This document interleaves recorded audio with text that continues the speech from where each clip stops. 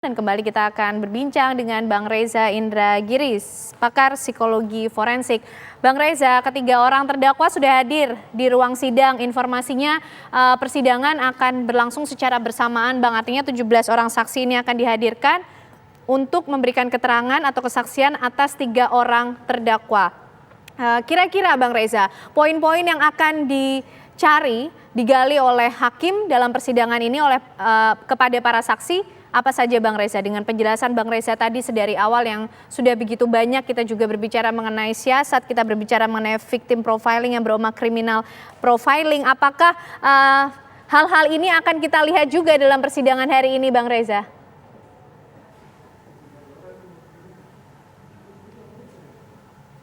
Boleh jadi penasihat hukum Eliezer atau penasihat hukum Ma'ruf dan juga penasihat hukum Ricky Rizal ingin menunjukkan kepada majelis hakim lewat keterangan-keterangan saksi bahwa tiga orang terdakwa ini adalah sosok yang tanda petik lemah, sosok yang tidak berdaya, sosok sekrup kecil dari sebuah desain kejahatan yang sangat besar. Mereka, tiga orang ini berada dalam situasi kejahatan ini, kemudian duduk di kursi pesakitan ini akibat dari aktor yang besar, aktor yang punya pengaruh yang sangat kuat, yang sudah merancang desain kejahatan yang sedemikian rapi.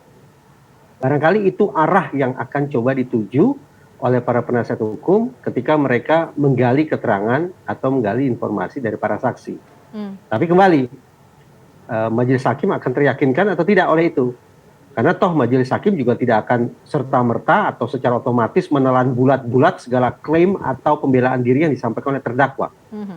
Misalnya karena terdakwa dan juga penasihat hukum mereka ingin menunjukkan terdakwa ini adalah sosok yang tidak berdaya, sosok yang sepenuhnya berada di dalam tekanan, maka hakim akan mengujinya lewat 3 tahap. Pertama, hakim ingin menakar terlebih dahulu.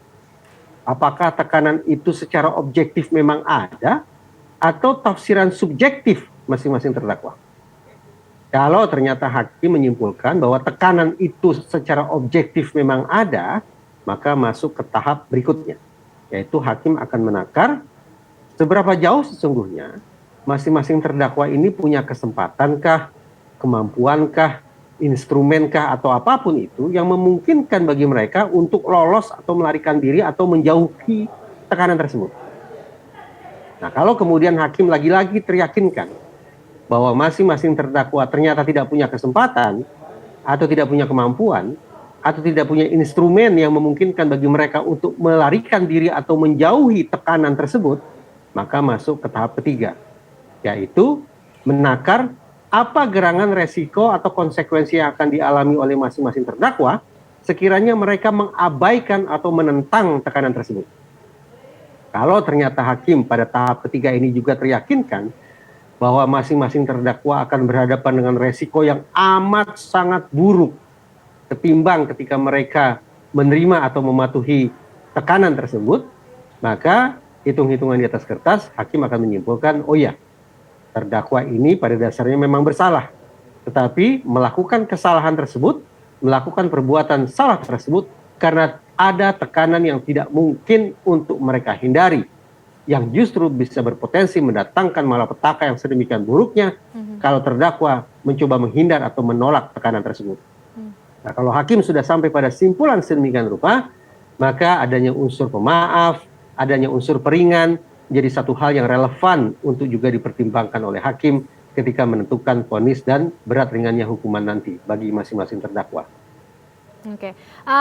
Kalau dari pihak penasehat hukum dari tiga orang terdakwa, Bang Reza melihatnya akan seperti apa? Apakah mereka kemudian cenderung akan lebih pasif dalam artian ya mengikuti melihat keterangan saksi saja, atau seagresif dalam tanda kutip penasehat hukum FS dan juga PC, Bang Reza? Saya membayangkan bahwa penasihat hukum dari Richard Eliezer, Ricky Rizal, dan Kuat Ma'ruf akan memainkan tempo, akan menampilkan profil, akan menunjukkan tindak tanduk yang berbeda dengan penasihat hukum Ferdy Sambo dan Putri Candrawati. Baik. Seperti yang Mbak Ken katakan barusan, tampaknya mereka akan bermain lebih soft, lebih lunak, lebih lembut. Baik, Bang Reza. Untuk menunjukkan bahwa Ya. terdakwa mereka adalah orang yang juga lembut. Baik, Bang Reza, ditahan dulu. Kita akan menuju ke Pengadilan Negeri Jakarta Selatan dulu karena nampaknya sidang akan dimulai oleh majelis hakim di sana.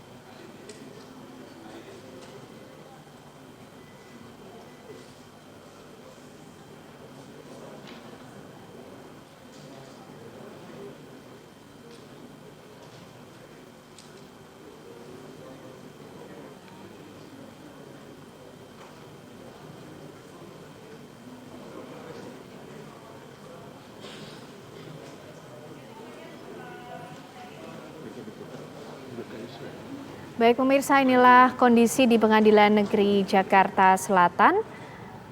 Tadi sudah terlihat di persidangan hadir jaksa penuntut umum, kemudian penasihat hukum dari 3 orang terdakwa, termasuk 3 orang terdakwa yang hari ini akan menjalani persidangan, yaitu Richard Eliezer, Ricky Rizal, dan juga Kuat Ma'ruf. Dan terlihat pula pemirsa saat ini 4 orang terdakwa dari obstruction of justice yang akan memberikan keterangan atau kesaksian di persidangan.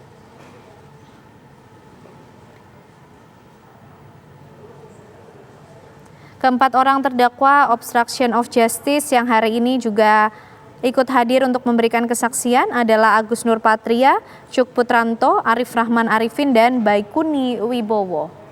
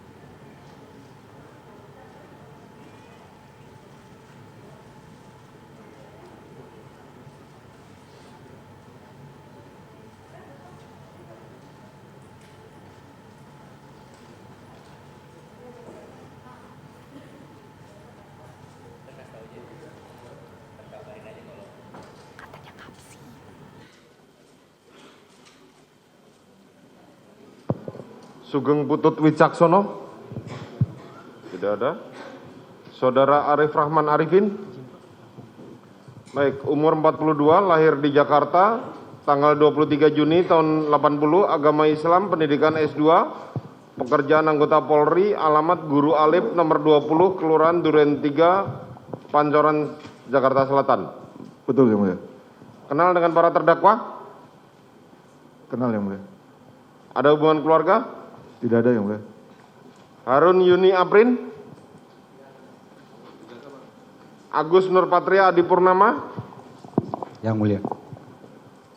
Umur 48 tahun, tempat tanggal lahir Bogor 6 Agustus tahun 74, agama Islam, kewarganegaraan Indonesia, pekerjaan Polri, pendidikan terakhir SMA, alamat berdasarkan KTP Perum Cibubur, Country, Blok Pine Forest 1, nomor 23, RT 2 RW 18, Cikeas, Gunung Putri, Bogor. Betul? Betul yang mulia. Kenal dengan para terdakwa? Sebelumnya tidak kenal, sekarang sudah kenal. Sebelumnya tidak kenal, sekarang sudah kenal. Tidak ada hubungan keluarga ya. Tidak ada, Yang. Cuk Putranto SIK. Siap, Yang Mulia.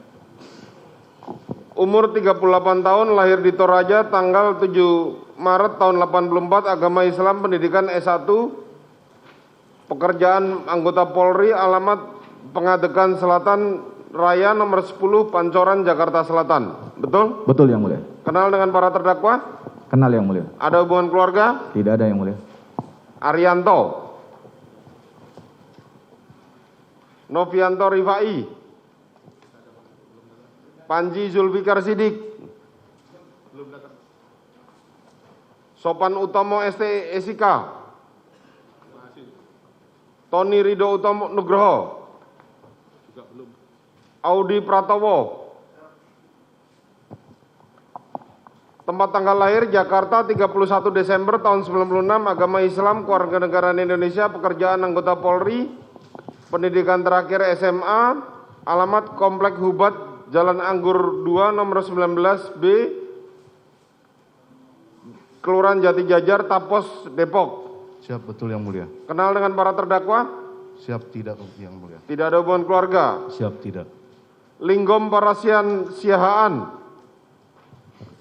Siap, Yang umur Mulia. 47 tahun, tempat tanggal lahir Tanjung Balai 23 September tahun 74, agama Kristen, kewarganegaraan Indonesia, pekerjaan anggota Polri, pendidikan terakhir S2 Magister Hukum, alamat Puri Cinere Hijau, Blok 2, Blok B2 nomor 22, Pancoran, Kota Depok. Siap, betul Yang Mulia. Kenal dengan para terdakwa? Siap, tidak Yang Mulia. Tidak ada hubungan keluarga. Siap, tidak ada. Baik Kuni Wibowo, Ya, Yang Mulia. umur 37 tahun, lahir di Pontianak 18 Februari tahun 85, agama Islam, pendidikan S1, pekerjaan anggota Polri, alamat Pengadegan Blok T nomor 25. Betul, Yang Mulia. Kenal dengan para terdakwa? Sekarang kenal, sebelumnya tidak kenal, Yang Mulia. Tidak ada hubungan keluarga ya? Tidak ada, Yang Mulia. Siapa yang belum saya panggil? Nama saudara? Boleh pinjam KTP-nya?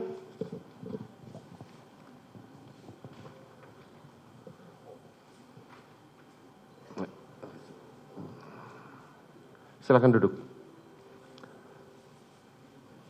Susanto Haris SIK SHMH, tempat tanggal lahir Lampung 12 Februari tahun 71, laki-laki, alamat Komplek Monaco Utara, Komplek Monaco Kota Wisata, Blok W9 nomor 18,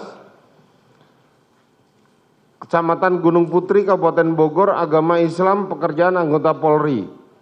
Kenal dengan para terdakwa? Sebelumnya tidak kenal Yang Mulia. Sebelumnya tidak kenal, tidak ada hubungan keluarga ya? Siap, tidak ada Mulia. Baik, silakan berdiri dulu. Yang beragama Muslim, silakan berdiri dulu, diambil sumpahnya.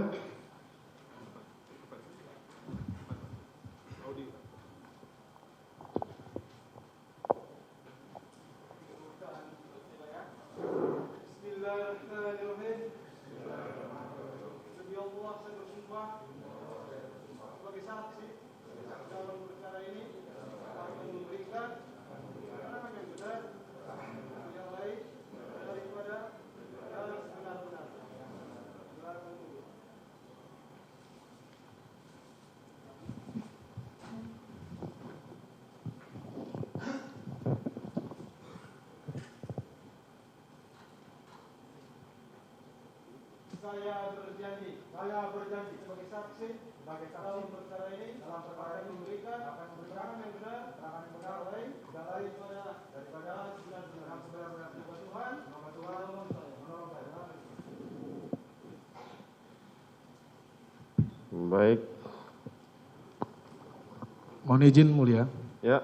ini saksi yang bernama Sartini Rojia ini tidak hadir. Kemudian bernama Afung, catatan kami sudah 2 kali tapi tidak dihadir Mulia, mohon kebijaksanaannya. Ya, nanti kita akan hadirkan. Baik Mulia, makasih.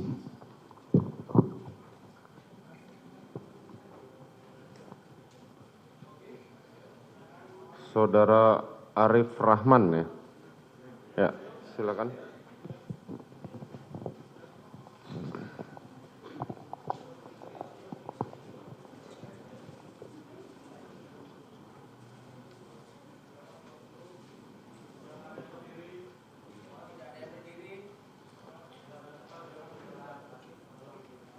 Saudara ikut menjadi terdakwa dalam perkara ini?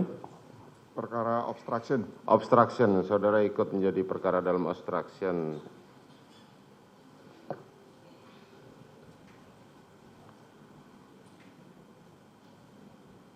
Pada tanggal 8 Juli, saudara ada di mana? 8 Juli malam saya ada di rumah sakit, Yang Mulia. 8 Juli malam, saudara ada di rumah sakit. Siap. Kapan saudara menuju ke Jalan Duren 3? Ke lokasi TKP? Besoknya Yang Mulia, tanggal 9. Tanggal 9. Siap. Coba ceritakan bagaimana awalnya. Tanggal 9 saya bersama Kombes Agus. Dengan siapa? Dengan saksi Agus Nurpatria. Agus Nurpatria. Siapa yang menghubungi saudara awalnya? Awal tanggal 9 memang kami berdua ada di kantor, Yang Mulia. Dari kantor? Siap. Tanggal 9 itu kan hari Sabtu. Siap. Betul. Apakah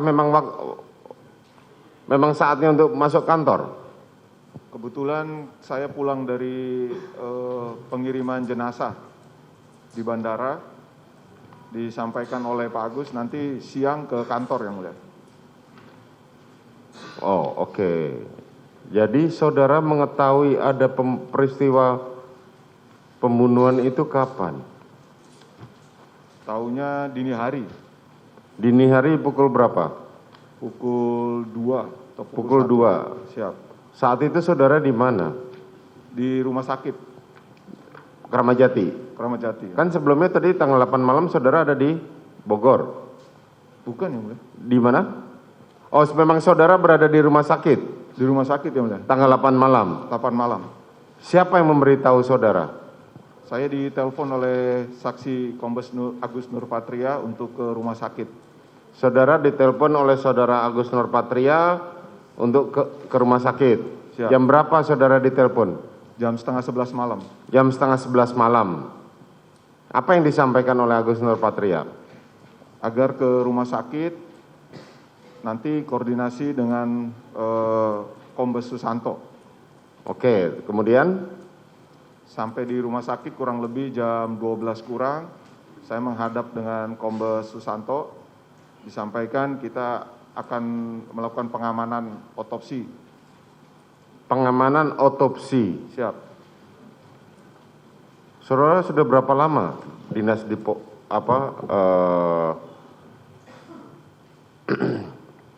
Provos? Di Propam baru 6 bulan, Yang Mulia. Di Propam baru 6 bulan. Sebelumnya? Sebelumnya di Jawa Timur. Sebelumnya di Jawa Timur. Siap.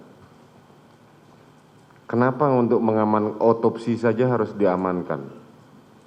Dalam bidang tugas kami untuk pengamanan internal menyangkut dengan anggota, memang kami berkewajiban. Terlebih ini yang meninggal anggota, Yang Mulia. Oke, itu masuk dalam tupoksi. Siap. Saudara diperintahkan untuk menghadap Kombes Susanto. Siap. Kemudian untuk bagian pengamanan. Siap. Coba ceritakan. Sampai jam setengah 12, kemudian saya dapat arahan dari Pak Kombes Susanto, kita akan melakukan pengamanan otopsi. Kemudian ada penyidik dari Polres Selatan juga, 2 orang. Kemudian kami masuk ke ruang otopsi, sudah ada dokter dan kemudian jenazah sudah ada di atas meja otopsi. Kemudian dokter menjelaskan akan memulai dan menanyakan apakah akan tetap ada di sini. Saya bilang kami akan menunggu di luar saja. Terus yang bertahan di dalam siapa selain dokter? Hanya dokter bersama beberapa dokter muda atau saya kurang tahu jelasnya. Tidak ada anggota dari Biro Propam di situ? Tidak ada, kami hanya menunggu di luar? Menunggu di luar. Oke, kemudian? Kemudian kurang lebih jam setengah 2 atau jam 2, dokter memanggil menyampaikan sudah selesai otopsi, ada beberapa temuannya, nanti akan dibuatkan dalam laporan sementara. Oke. Pada pukul 11:30 saat menghadap ke Kombes Susanto, saudara dikabari nggak ada apa, peristiwa apa sebenarnya yang terjadi? Belum, Yang Mulia. Terus pada saat di ruang otopsi saudara nggak nanya, ini bagaimana ceritanya kok bisa sampai jenazah ada di depan sini? Belum, Yang Mulia. Karena waktu itu juga Pak Kombes Santo juga saya lihat lagi sibuk, nelpon, jadi saya juga tidak bertanya. Jadi saudara tidak tahu menahu? Belum tahu, Yang Mulia. Lah kan saudara untuk pengamanan, artinya kan harusnya bertanya-tanya. Ini ada apa sih? Ada peristiwa apa? Dan ini siapa yang meninggal?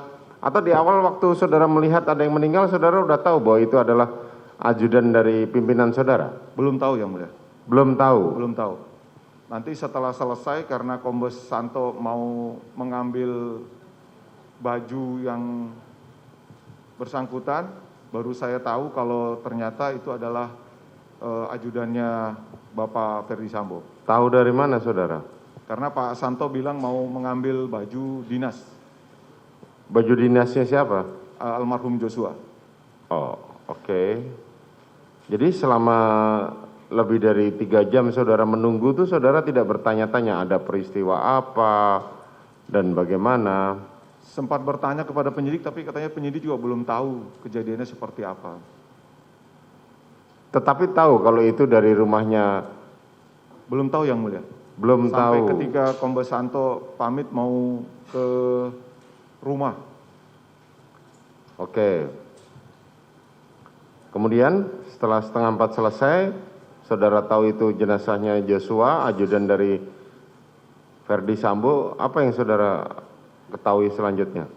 Kemudian Pak Kombes Agus saya laporkan sudah mau selesai untuk otopsi. Beliau meminta saya untuk mencarikan peti jenazah, Yang Mulia.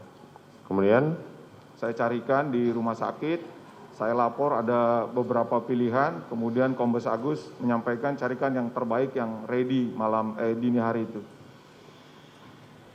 terus lanjutkan. Kami carikan, kemudian kami foto, beliau ACC, saya bayarkan, kemudian disiapkan, Yang Mulia. Saudara beli di mana? Di rumah sakit situ, Yang Mulia. Oh, di Ramadjati. rumah sakit situ. Siap. Oke, Kemudian disampaikan bahwasannya tolong nanti dikawal dengan Kombes Santo sampai di bandara karena akan diberangkatkan ke Jambi. Oke. Lanjutnya? Kemudian selesai otopsi sudah masuk di dalam peti. Saya mengirimkan laporan sementara dari dokter forensik yang diterima oleh penyidik. Saya sempat foto, saya kirimkan kepada Kombes Agus, Yang Mulia. Selain laporan forensiknya itu? Siap, laporan sementara forensik, kalau saya tidak salah ingat, Yang Mulia. Apa yang tertera di situ? Ada 7 luka. Ada 7 luka. Kemudian? Yang saya ingat hanya itu, Yang Mulia. Yang saudara ingat hanya ada 7 luka. Terus yang selain saudara dokumentasikan selain hasil apa visum tadi, apa lagi hasil otopsi tadi? Peti, foto peti, Yang Mulia. Foto peti, kemudian? Karena kalau yang lain sudah didokumentasi sendiri dan sudah diserahkan kepada Kombes Santo, Yang Mulia. Oke, kemudian? Kemudian berangkat subuh, tiba di bandara di kargo. Sudah ada dari Polsek Bandara, kami berkoordinasi dan sudah ada sendiri dari Kayanma. Lalu kami diminta untuk membantu menyelesaikan pembayaran kargo untuk pengiriman jenazah almarhum, Yang Mulia. Kapan saudara Susanto memerintahkan saudara untuk menghapus semua dokumentasi yang saudara ambil? Selesai otopsi, Yang Mulia. Selesai otopsi, pukul berapa? Kurang lebih jam 2-an atau jam 3, Yang Mulia. Jam 3. Siap. Bagaimana Susanto memerintahkan saudara untuk menghapus itu semua? Jadi yang beliau sampaikan agar dokumentasi dikirimkan ke beliau semuanya, biar satu pintu, lalu kemudian di HP anggota sudah tidak ada lagi yang tersimpan. Cukup satu pintu pelaporan dan penyimpanan file foto. Kan kalau saudara tadi cerita, foto-foto yang saudara ambil bukan sesuatu yang signifikan. Siap. Kenapa juga harus disuruh hapus?